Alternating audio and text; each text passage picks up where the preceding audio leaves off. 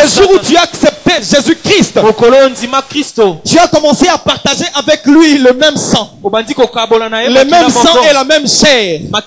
La chair qui a vaincu le diable sur la croix. Le sang qui a vaincu le diable sur la croix. Et il dit, voici je vous donne l'autorité. Le pouvoir de marcher sur les serpents. De marcher sur les scorpions. Et de marcher sur toute la puissance des ténèbres.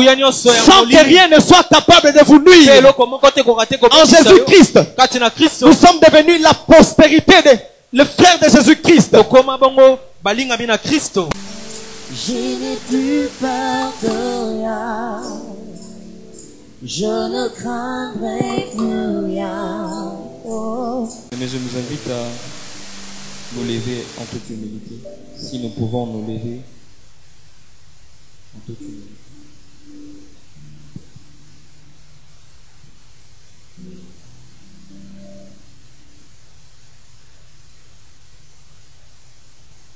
Nous élevons légèrement nos mains vers le Seigneur. Nous sommes concentrés dans la présence de Dieu. On peut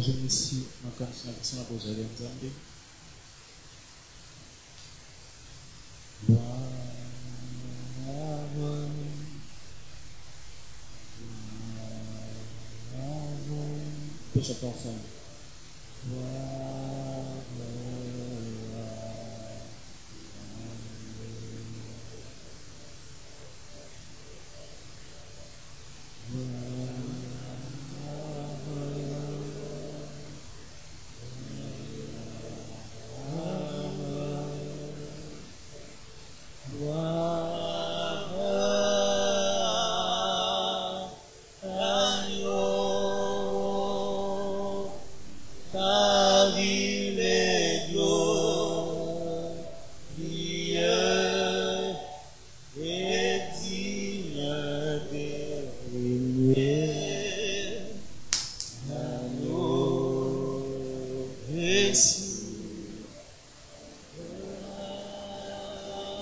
Car il est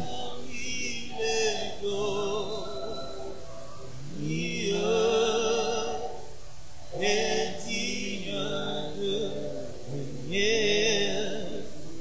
Nos mains pour l'adorer, l'agneau est sourd. Nous élevons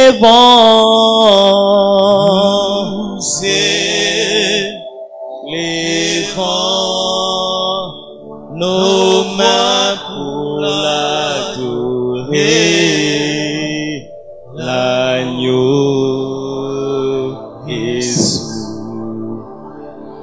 L'agneau des dieux est souverain.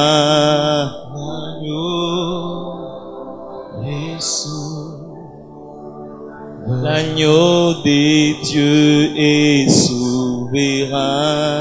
L'agneau est souverain.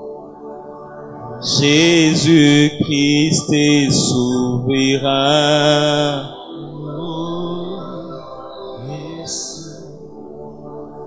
Sur terre, nous disons qu'il est souverain. Alléluia. Dans le ciel, Jésus-Christ est souverain.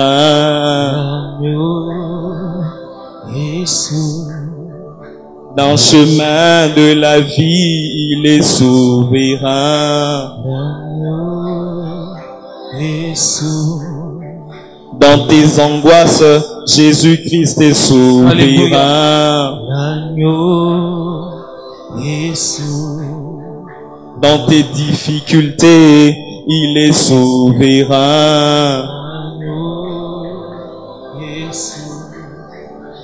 Même dans les sépulcres, il est souverain. Même dans la mort, il reste souverain. L'agneau des dieux est souverain.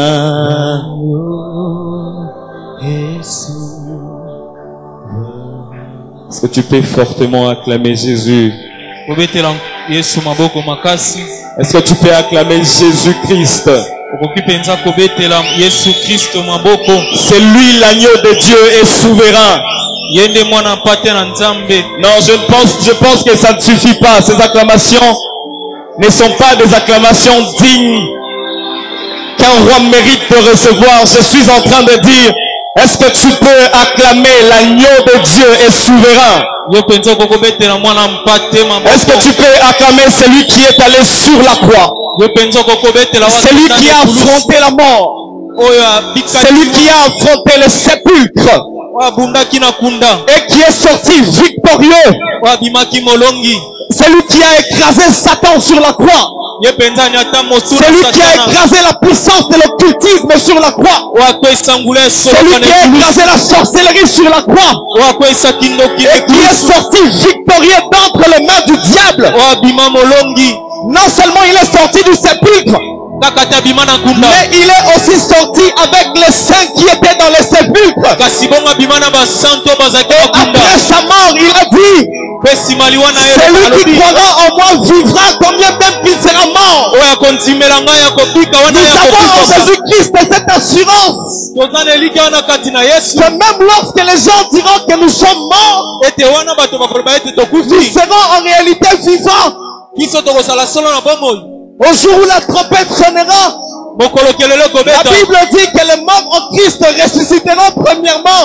Et nous qui serons restés, nous serons changés.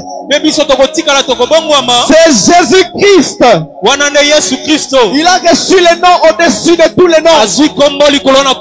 Tous genou fléchis devant les noms de Jésus-Christ. Je disais tous les noms fléchis devant les noms de Jésus-Christ. Les rois de ce monde fléchissent devant Jésus. Les plus grands magiciens de ce monde fléchissent devant Jésus. C'est lui le Dieu véritable. Jésus-Christ. Est-ce que tu peux acclamer pour Jésus? Est-ce que tu peux faire du bruit pour Jésus? Alléluia. Tu as raison de le faire.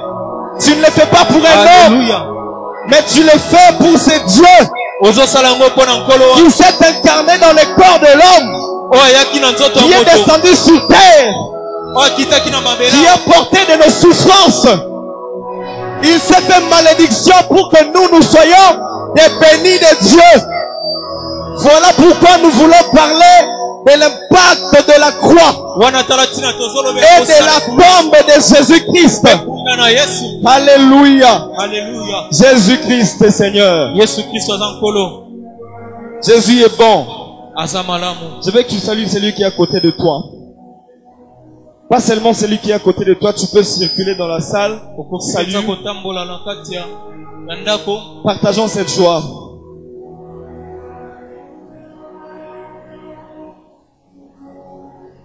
Partageons cette joie.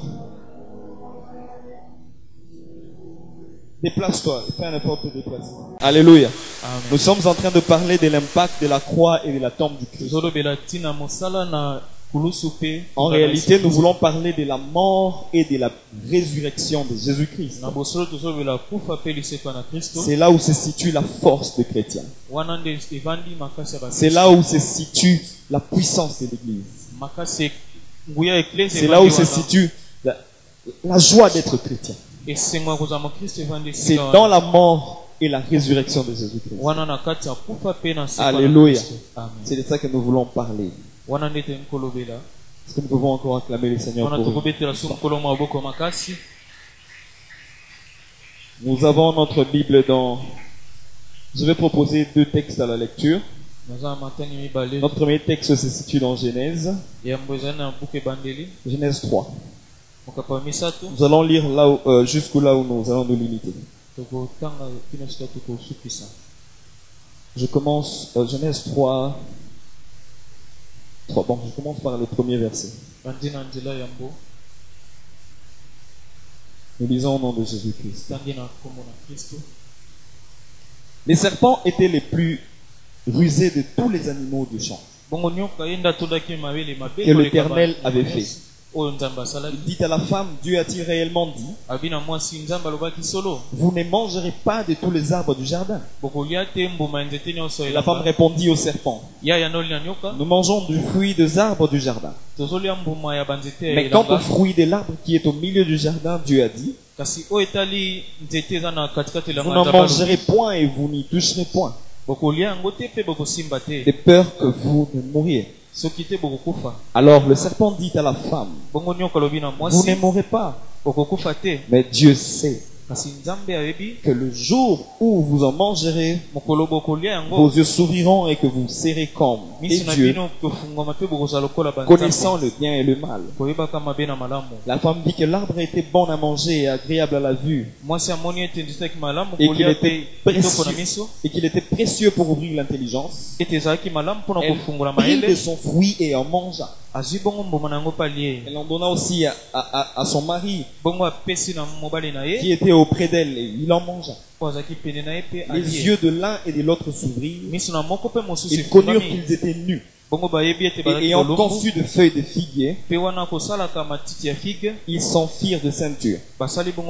Alors ils entendirent la voix de l'Éternel Dieu qui parcourait les jardins vers le soir. L'homme et sa femme se cachèrent loin de la face de l'Éternel Dieu, au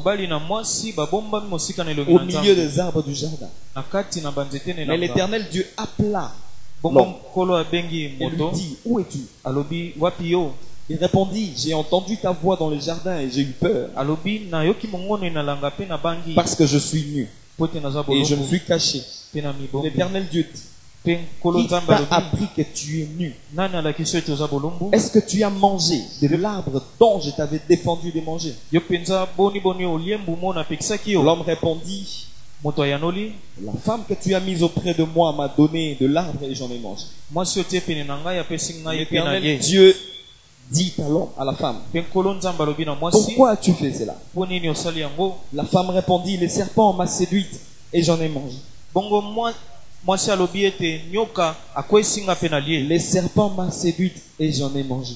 L'Éternel Dieu dit au serpent, c'est là où se trouve notre message de ce soir. Le serpent, l'Éternel Dieu dit au serpent, puisque tu as fait cela, tu seras maudit entre tous les bétails et entre tous les animaux de champ. Tu marcheras sur ton ventre et tu mangeras de la poussière tout le jour de ta vie. 15. Je mettrai inimitié entre toi et la femme, entre ta postérité et sa postérité. La postérité de la femme t'écrasera la tête et tu lui blesseras le talon. Il dit à la femme, j'augmenterai la souffrance de tes grossesses. Tu enfanteras avec douleur. Tes désirs se porteront vers ton mari, mais il dominera sur toi. Il dit à l'homme, puisque tu as écouté la voix de ta femme et que tu as mangé de l'arbre au sujet duquel je t'avais donné cet ordre, tu n'en mangeras point, le sol sera maudit à cause de toi. C'est à force de peine que tu en tireras ta nourriture tout le jour de ta vie. Et il te produira des épines et des ronces. Et tu mangeras de l'herbe de champ. C'est à la sueur de ton visage que tu mangeras du pain, jusqu'à ce que tu retournes dans la terre d'où tu as été pris. Car tu es poussière et tu retourneras dans la poussière. Amen. Amen.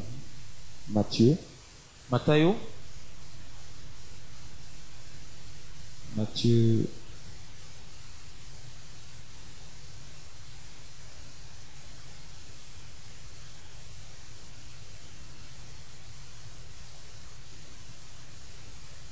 Nous sommes dans Matthieu 26. Non, nous sommes dans 27. 27. Nous commençons au 25e verset.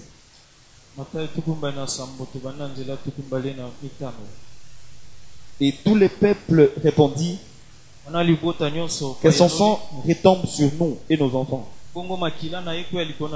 Alors Pilate leur relâcha Barabbas.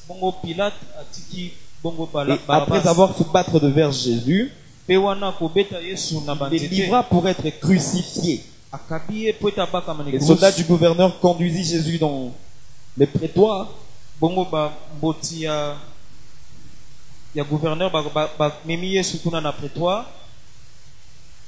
Et ils s'assemblèrent autour de lui toute la cohorte.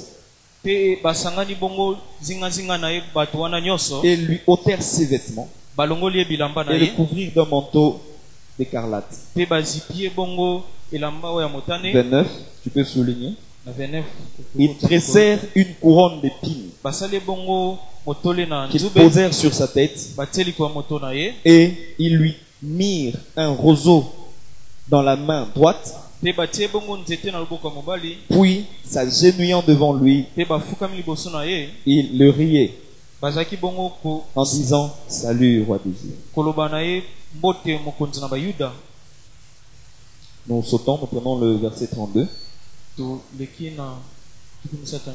Lorsqu'ils sortirent, ils rencontrèrent un homme de Cyrène appelé Simon. Ils le forcèrent à porter la croix de Jésus. Arrivé au lieu nommé Golgotha, ce qui signifie en hébreu le lieu du crâne,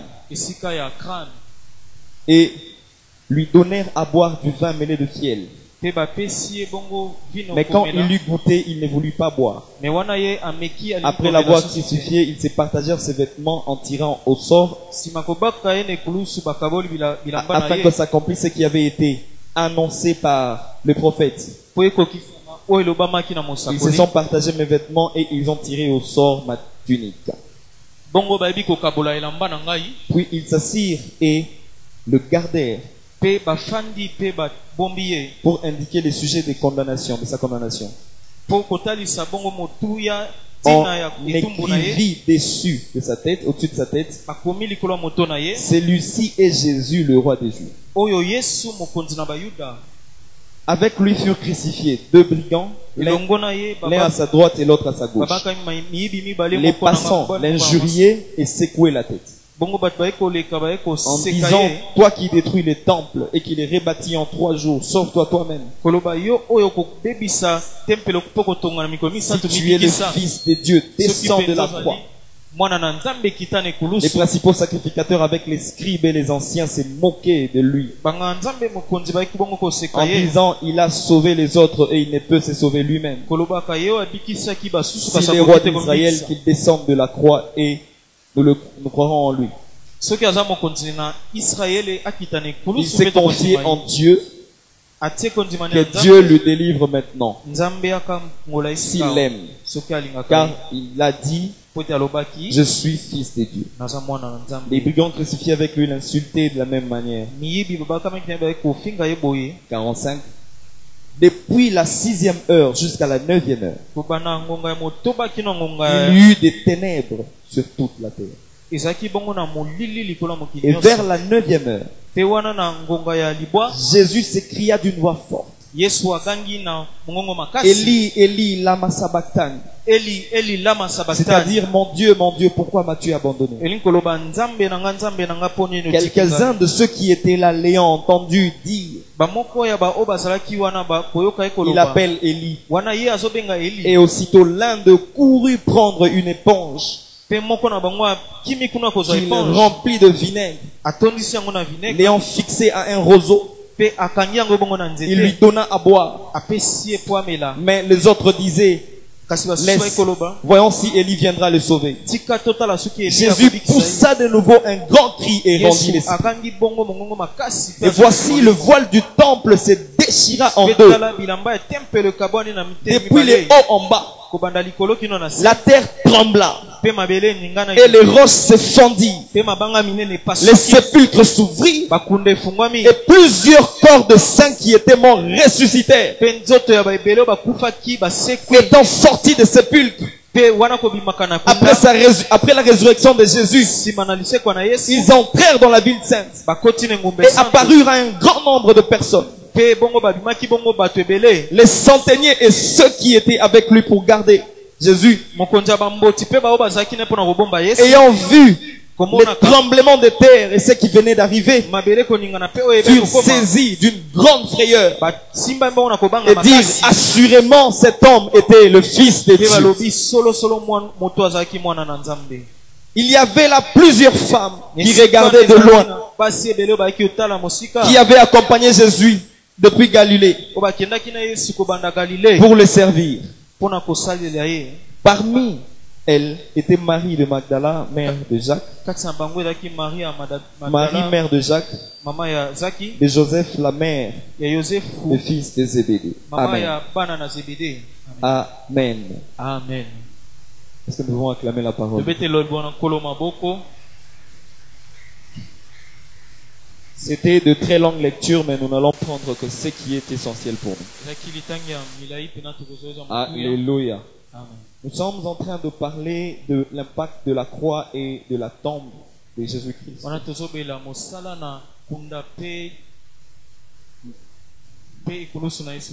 Amen. Nous sommes à notre troisième édition de ce thème. À la première et à la seconde édition, on avait vraiment enseigné. Mais nous n'allons pas enseigner, nous allons prendre quelques points. Nous allons parler brièvement de l'impact de la croix et de la tombe du Christ. C'est comme je l'ai dit précédemment, que nous voulons en réalité parler de l'impact de la mort et de la résurrection de Jésus-Christ. Alléluia. Et cela tourne autour de la fête de la Pâque. Alléluia. La Pâque, vous savez, lorsque les enfants d'Israël étaient en Égypte et qu'ils devaient sortir, la Bible dit que dans la veille de cette nuit, l'Éternel avait ordonné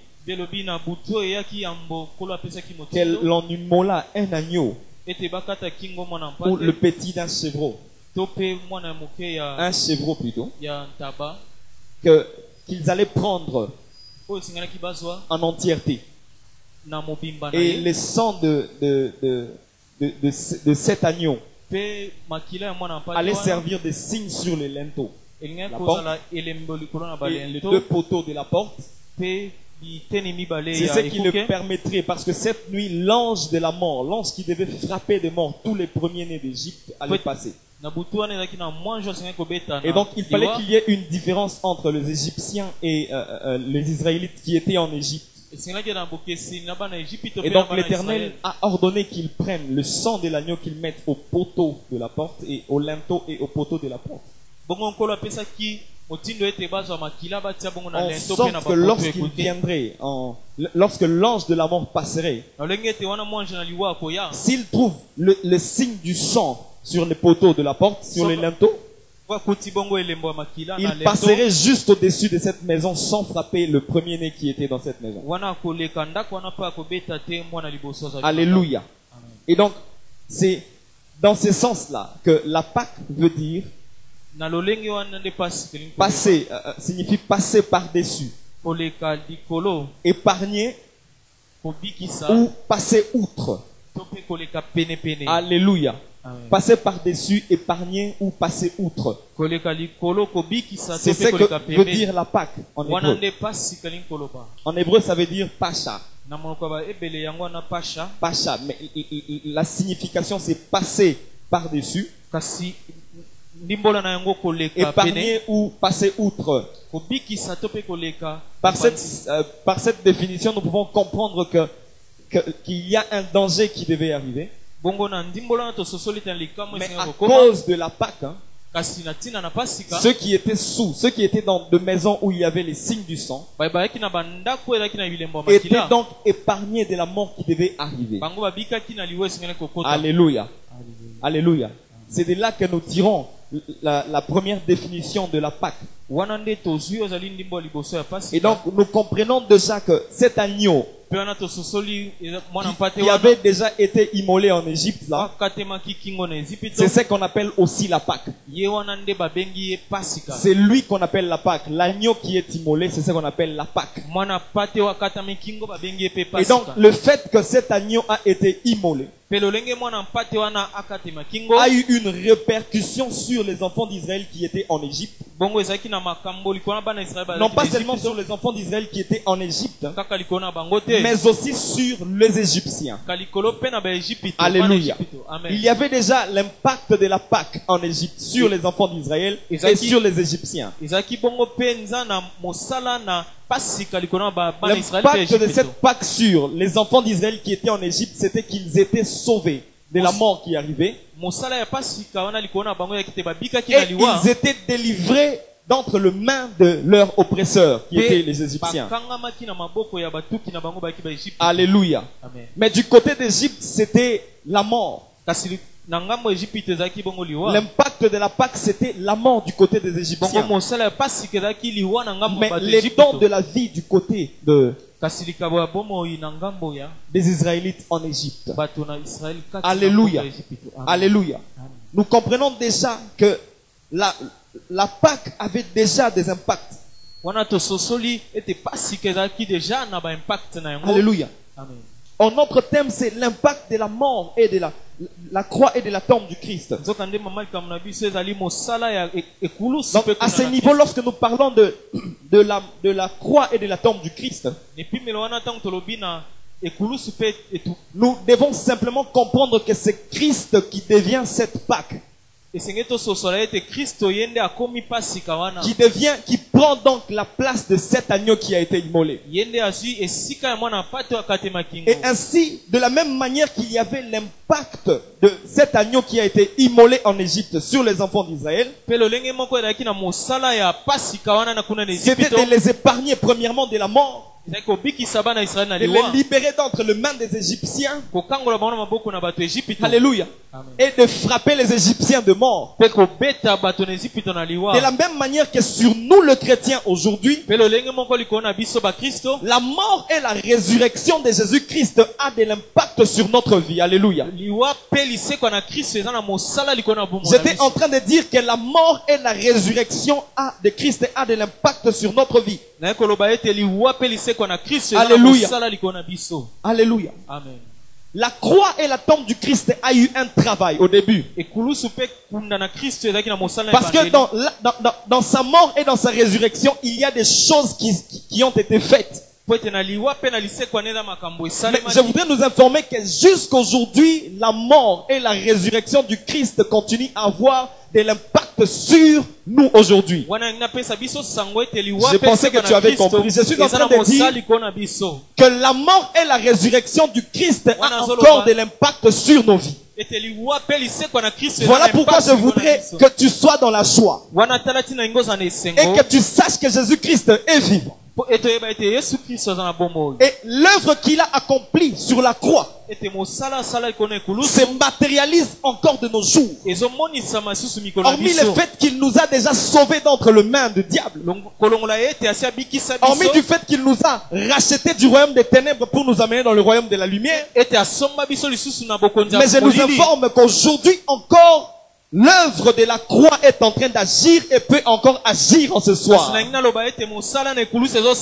il est écrit que le Christ est le même hier, aujourd'hui et éternellement. Je voudrais informer à quelqu'un que le Christ agit encore jusqu'en ce soir. En ces lieux, le Christ est encore en train d'agir. Alléluia. La mort et la résurrection du Christ a de l'impact sur nos vies. Alléluia. Alléluia. Selon qu'il est écrit que le juif demande les miracles, le grec demande la sagesse, Mais nous prêchons Jésus-Christ crucifié. Scandale pour les Juifs et folie pour les Grecs ou pour les païens. Mais pour nous qui sommes sauvés, pour nous qui sommes sauvés, la Bible dit que la prédication de la croix du Christ est la puissance de Dieu et la sagesse de Dieu pour ceux qui sont appelés juifs, pour tous ceux qui sont appelés tant juifs que grecs. Alléluia. Alléluia. Tant ceux qui sont élus que les nations que nous sommes. Ça veut dire que l'œuvre de la croix porte encore ses œuvres sur nous aujourd'hui. Alléluia. Donc, lorsque nous parlons de l'impact de la croix et de la tombe du Christ, alléluia, nous devons savoir qu'elle agit encore. Alléluia.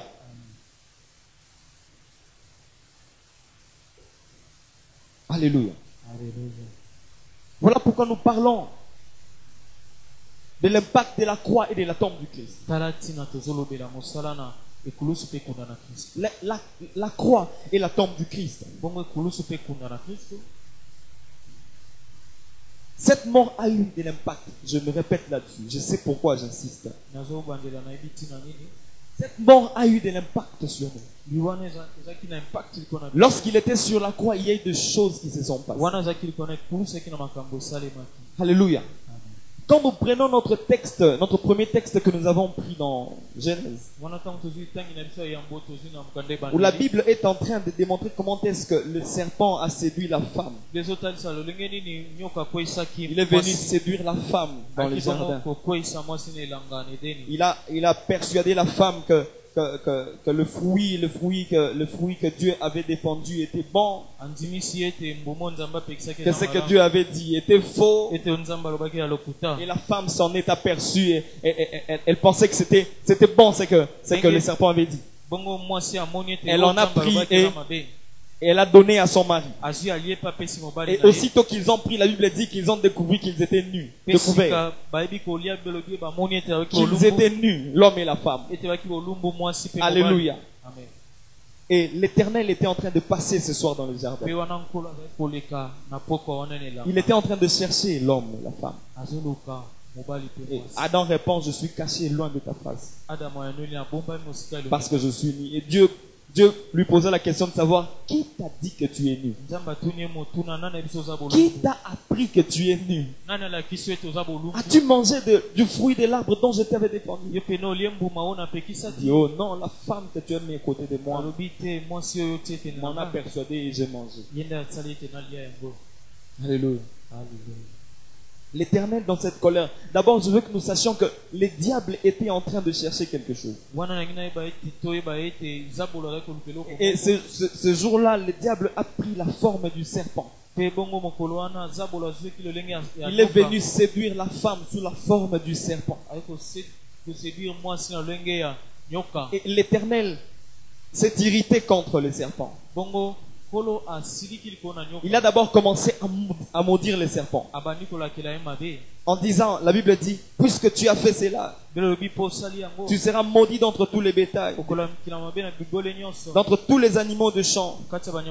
Tu marcheras sur ton ventre, tu mangeras la poussière tout le jour de ta vie. Il dit encore: je mettrai inimitié entre toi et la femme, entre ta postérité et sa postérité. La postérité de la femme t'écrasera la tête, et toi tu lui blesseras le talon. Alléluia. C'est de là que je tire le sous-thème de ce soir: la morsure du serpent.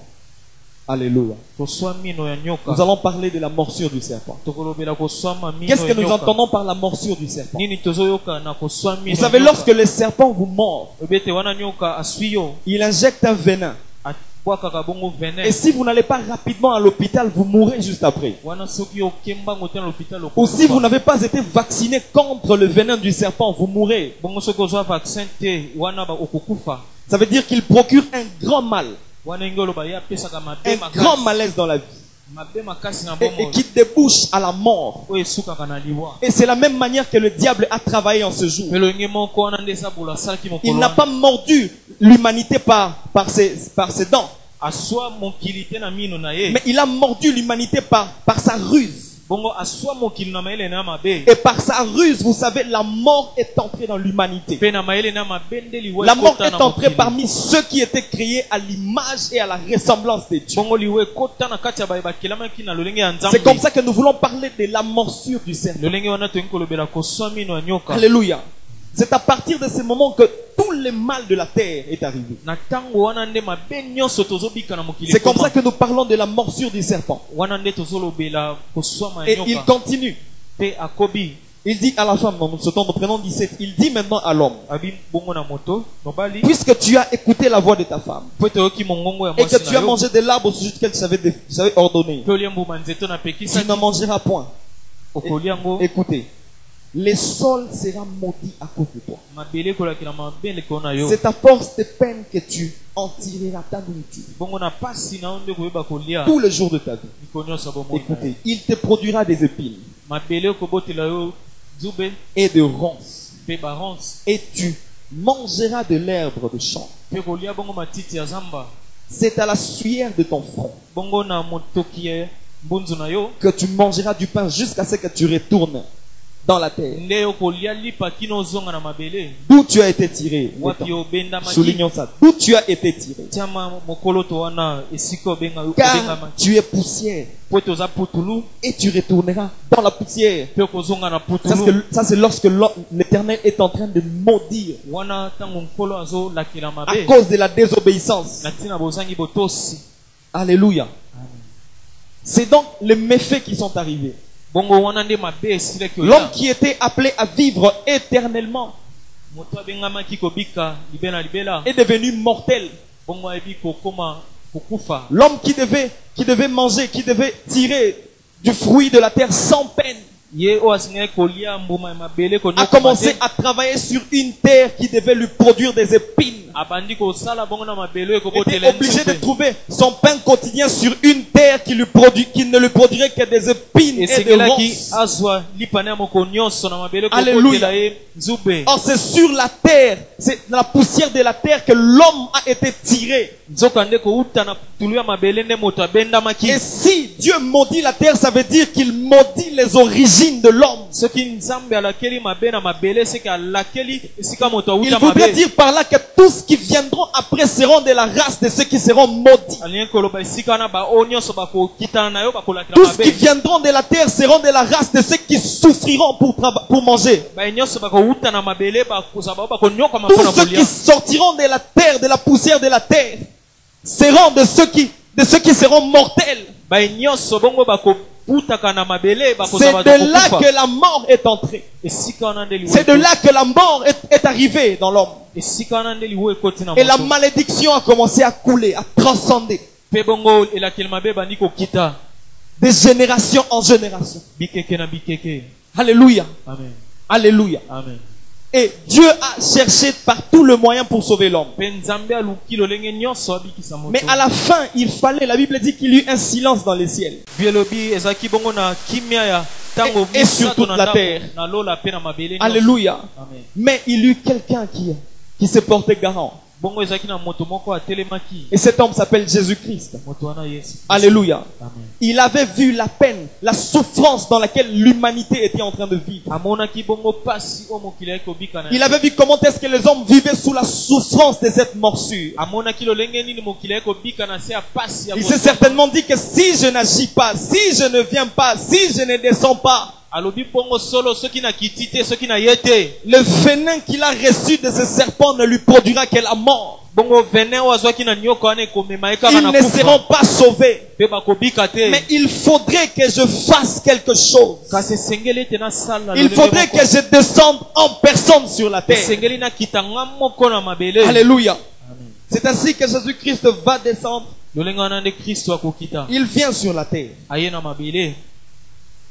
Et il accepte de monter sur la croix, de mourir pour l'homme. Alléluia. Amen. Je rappelle, lorsque le serpent a séduit, l'Éternel maudit le serpent, premièrement.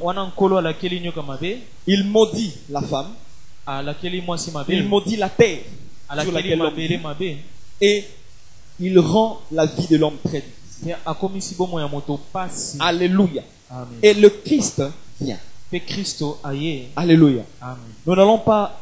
Nous allons aller très vite. Nous n'allons pas toucher tout le point, nous allons prendre ce qui est essentiel. Alléluia. Amen. Il monte sur la croix. Alléluia. Alléluia. Avant d'aller sur la croix, parce que la Pâque avec Jésus-Christ a commencé dans sa souffrance. Il a commencé à souffrir. Il est allé sur la croix, de la croix à la tombe, et de la tombe la résurrection. Et donc, de sa souffrance jusqu'à la croix, il y a eu des choses qui se sont passées. Il y a eu des actes prophétiques qui se sont passés. Alléluia. Alléluia. Amen. Et ces choses ont commencé inversement. Ont commencé exactement suivant la logique que l'Éternel avait, selon laquelle l'Éternel avait maudit. Alléluia. Amen. Il monte sur la croix. Rappelez-vous, dans Genèse, il est écrit, il dit la première des choses. Non, à la fin, lorsqu'il maudit l'homme, lorsqu'il maudit la terre, il dit, elle ne te produira que des épines et de ronces. Alléluia. Mais lorsque nous avons lu dans Matthieu, pendant que le Seigneur était en train d'être crucifié, il était en train de souffrir entre les mains de ceux qui étaient forts, de ceux qui avaient le pouvoir.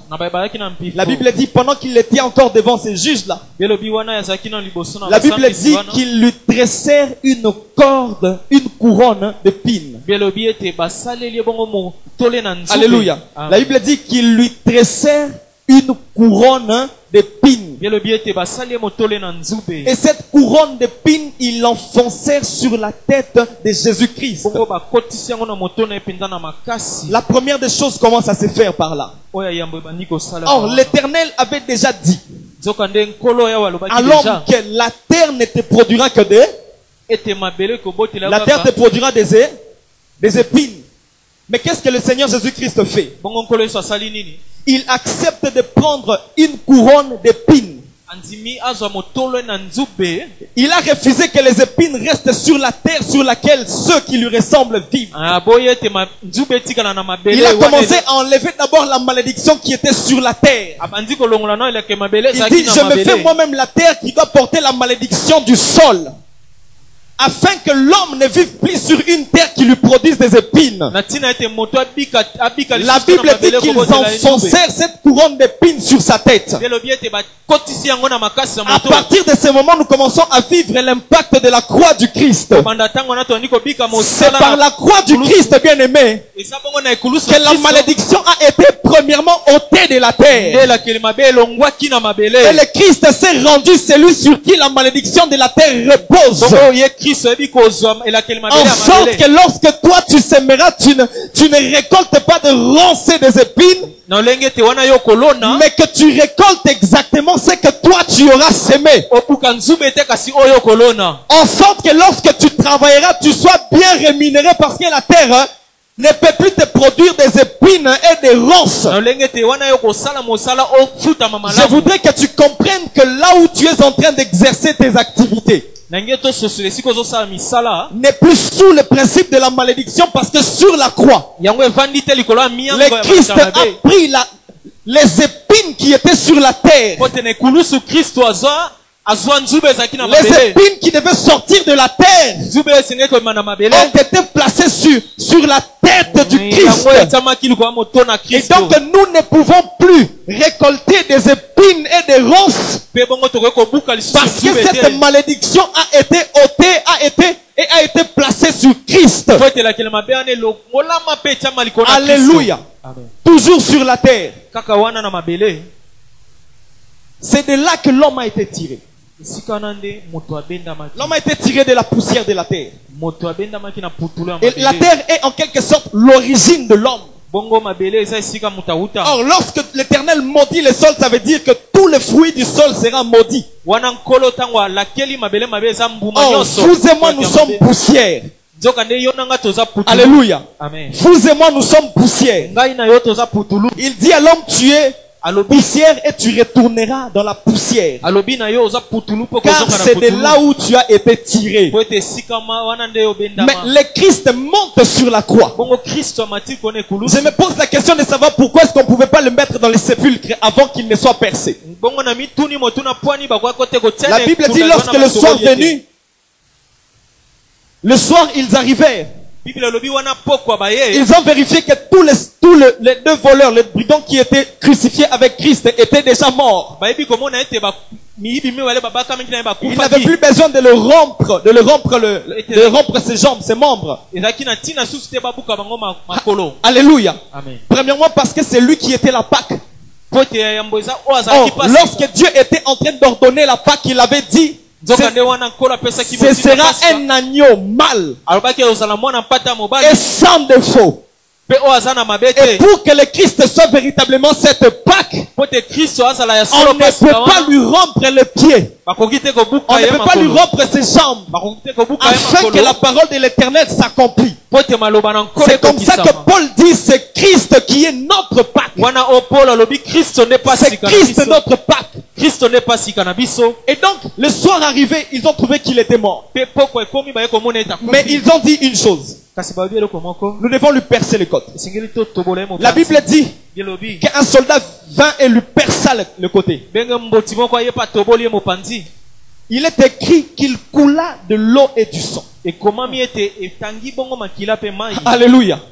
Or, lorsque vous rentrez dans l'Ancien Testament, lorsque l'Éternel a ordonné la construction du tabernacle, il y avait avant d'entrer une cuve qu'on appelle une cuve de rein. Et dans cette cuve de rein, il y avait de l'eau à l'intérieur qui permettait aux sacrificateurs de se purifier d'abord par l'eau avant d'entrer dans la présence de Dieu. Et du côté de Christ était en train de couler le sang et de l'eau. Ce qui signifiait que ce qui sortait du Christ était pour purifier quelque chose. Et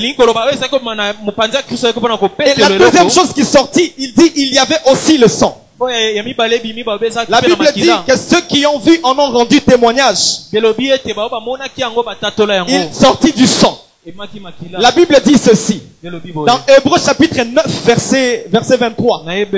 Or, d'après la loi, presque tout était purifié par le sang. La Bible dit que presque tout était purifié par le sang. Qu'est-ce qui va se passer? Le sang sort du côté de Christ. Et où est-ce qu'il va tomber? Il ne va pas tomber dans une cuve comme on le fait lorsque nous égorgeons des fois nos chèvres. Il n'y avait pas une cuve pour recueillir le sang du Christ. Mais le sang et l'eau qui sortit du Christ est tombé sur la terre qui avait été maudite, afin de purifier les origines de la terre. Un jour, Élisée arrive à Jéricho. La Bible dit que les eaux étaient amères. Il dit aux gens de la ville, amenez-moi un plat neuf de sel. Élisée va jusqu'à la source des eaux. La Bible dit qu'il mit du sel dans cette source d'eau. Et la Bible dit que cette eau était purifiée et le séjour de la ville était devenu bon. Pour que la suite de l'eau soit purifiée, il fallait que le sel descende à la source. De la même manière qu'il fallait que le sang et l'eau coulent à l'origine de l'homme. Sur la terre, là où l'homme avait été tiré, ça a eu une répercussion.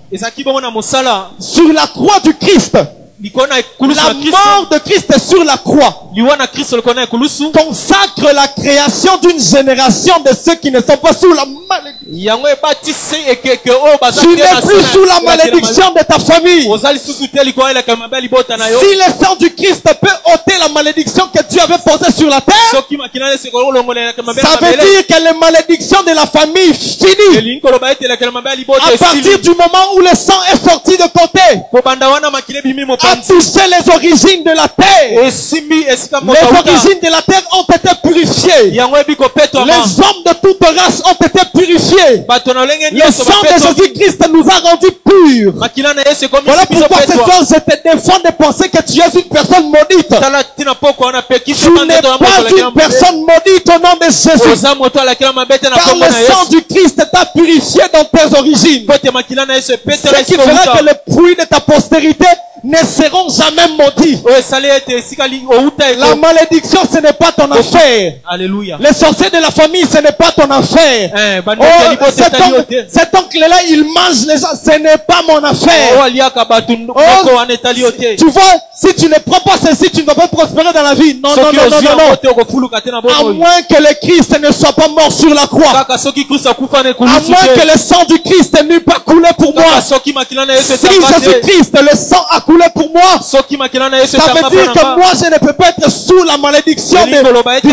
Je ne peux pas être sous la malédiction de la famille. Ceux qui sont en Christ ne... Alléluia.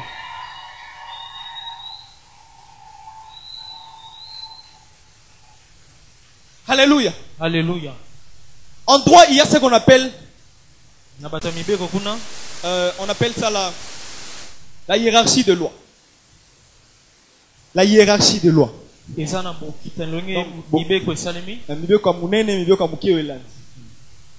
Si une loi peut abroger les prescrits de la Constitution, ça veut dire que tout le reste sont inférieurs. Il y avait en Jésus-Christ de choses qui ont abrogé la plus grande malédiction. Une malédiction prononcée par Dieu. Je me pose la question de savoir quel est cet homme qui a voulu prononcer des malédictions sur vous. Quelle est cette tante qui a voulu prononcer des malédictions sur vous. Je t'informe que le sang de Christ nous a purifiés dans les origines. Je suis né dans la sainteté. Je suis né sans malédiction. Je ne connais pas de malédiction. De plus, le jour où j'ai accepté Jésus-Christ, il a commencé à couler en moi le sang qui ne peut pas porter de malédiction. Hey. Alléluia. Alléluia. Alléluia. Amen. Tous ces méfaits sont ce que j'appelle la morsure du serpent. Le serpent a mordu l'humanité. Mais il fallait qu'un médecin. Il y a des médecins ici, je pense que le vaccin c'est quelque chose de préventif. Afin que lorsque le virus pour lequel le vaccin a été conçu arrivera, vous soyez immunisés. Mais il y a quelque chose de bizarre. C'est que le Christ, l'action du Christ est venue après que le serpent eut mordu l'humanité. Et a pu ôter le venin qui était en train de travailler en l'homme. L'action du Seigneur dépasse toute intelligence de la science, tout principe de la science. Il bouleverse les choses. C'est ces jours-là où l'Éternel a commencé à bouleverser les choses qui devaient être comme ça. Il les a ramenées de l'autre côté. Il n'a pas fait seulement ce jour-là sur la croix, mais jusqu'aujourd'hui ça s'est fait. Et tu peux le vivre si tu le crois. Si tu dis Amen, tu commences à vivre cela. Alléluia. Alléluia. Les origines de l'homme étaient purifiées. Il dit au serpent, je mettrai inimitié entre toi et la femme, entre sa postérité et ta postérité. Celle-ci t'écrasera la tête. Et toi, tu lui mordras le talon. Non, je veux que nous posions une question. Entre celui dont la tête est écrasée et celui dont on a mordu, qui vivra? Lequel de deux vivra? C'est lui qu'on a mordu le talon. Mais celui qu'on a écrasé la tête n'a point de vie. Alléluia. Écoute, l'Éternel, lorsqu'il a commencé à maudire le serpent dans les jardins, il a dit: tu marcheras sur la poussière, sur ton ventre tous les jours de ta vie. Alléluia. Il le ramène plus bas. Alléluia. Il le ramène plus bas. Il le ramène vers la mort. Ça veut dire que lorsqu'il écrase sa tête, la tête est le synonyme de l'autorité. Je voudrais informer à quelqu'un ce soir que sur la croix du Seigneur, la tête du diable a été écrasée. La tête du diable a été écrasée. Alléluia. L'autorité du diable a été écrasée. Et lorsque nous avons reçu Jésus-Christ, en nous commence à couler un principe. Le principe de ceux qui ne peuvent pas mourir de la morsure du serpent. Tu ne comprends pas. J'ai dit le principe de ceux qui ne peuvent pas mourir par les œuvres du diable. Le jour où tu as accepté Jésus-Christ, tu as commencé à partager avec lui le même sang. Le même sang et la même chair. La chair qui a vaincu le diable sur la croix. Le sang qui a vaincu le diable sur la croix. Et il dit: voici, je vous donne l'autorité, le pouvoir de marcher sur les serpents, de marcher sur les scorpions et de marcher sur toute la puissance des ténèbres, sans que rien ne soit capable de vous nuire. En Jésus-Christ, nous sommes devenus la postérité, le frère de Jésus-Christ. Jésus-Christ est la postérité de la femme dont l'Éternel était en train de parler. Et en Jésus-Christ, lorsque nous sommes entrés en Jésus-Christ, la Bible dit que vous êtes co-héritiers de Christ. Ça veut dire que nous faisons aussi partie de la postérité de la femme qui écrasera la tête du serpent. Par la croix de Jésus-Christ, le pouvoir d'occultisme n'a pas de puissance sur toi. Non, tu ne comprends pas, je dis par Jésus-Christ. Par la mort de Jésus-Christ sur la croix, la puissance des diables n'a plus d'effet sur ta vie. La puissance de la sorcellerie n'a plus d'effet sur ta vie. La puissance de Satan n'a plus d'effet sur ta vie. Car en Jésus-Christ, nous pesons tellement que lorsque nous marchons, quand nous rencontrons un serpent, même s'il nous mordait, nous ne mourrons pas. Mais lorsque nous lui écraserons, nous marcherons sur lui et il sera écrasé. C'est ainsi que lorsque vous êtes opprimé, vous pouvez dire: au nom de Jésus, je te chasse. Ils viendront par un même chemin et ils se disperseront par 7 différents chemins. Parce que Jésus-Christ est en nous. Parce que Jésus-Christ travaille en nous. Et c'est sur la croix que nous avons reçu de tous ces bénéfices de la croix. L'impact de la croix du Christ nous a rendus autant supérieurs. Supérieurs en autorité. Supérieurs en puissance. Nous ne sommes plus ce genre de chrétiens qui tremblent devant les sorciers. Nous ne sommes plus les chrétiens qui tremblent devant des situations. Mais nous sommes de ceux-là qui voient les serpents et qui prennent le courage de l'écraser. Ceux qui prennent le courage d'écraser les serpents sans que la puissance du serpent ne travaille en eux. Car en Jésus-Christ, nous sommes immunisés éternellement. Nous sommes immunisés éternellement contre la puissance du diable. C'est ainsi que lorsque Paul était sur l'île de Malte, il a été mordu par une vipère. Alors que les gens entendaient que Paul meurt, la Bible dit qu'il secoua les serpents dans les feux. Il n'eut aucune douleur. Il n'eut aucune souffrance et il ne mourut point. Alors que le monde attend que tu meurs de cette morsure, je voudrais dire à quelqu'un, il y a quelque chose qui travaille en toi. Le sang du Christ travaille en toi. La puissance du Christ travaille en toi. Je voudrais que tu comprennes que par la Pâque, tu peux sortir de la puissance des ténèbres. Par la mort de Jésus-Christ, tu dois sortir des principes qui te retiennent. Par la mort du Christ, tu dois sortir des envoûtements qui te retiennent. Car la Pâque nous épargne de la mort. Alléluia. Amen. Il dit à l'homme encore, tu retourneras dans la terre, car c'est de là où tu as été tiré. Non, nous ne retournerons pas dans la terre. Nous ne retournerons pas poussière. Parce que la postérité d'Adam est une postérité de ceux qui sont mortels. La Bible dit que la mort est entrée par Adam. Christ est le second Adam. Le second Adam qui vient donner une vie qui tue la mort. La vie du Christ tue les principes de la mort. Non, nous ne retournerons pas dans la terre. Je voudrais nous dire une chose, nous ne retournerons pas dans la terre. Car il est écrit, si vous croyez en moi, vous vivrez quand bien même que vous serez morts. Ceux qui ont vécu l'expérience de la mort disent que oh, ce n'était qu'un sommeil. Parce qu'ils n'ont pas vu qu'ils étaient morts, c'était une véritable vie qui continuait. En Jésus-Christ, la terre n'est pas ma demeure.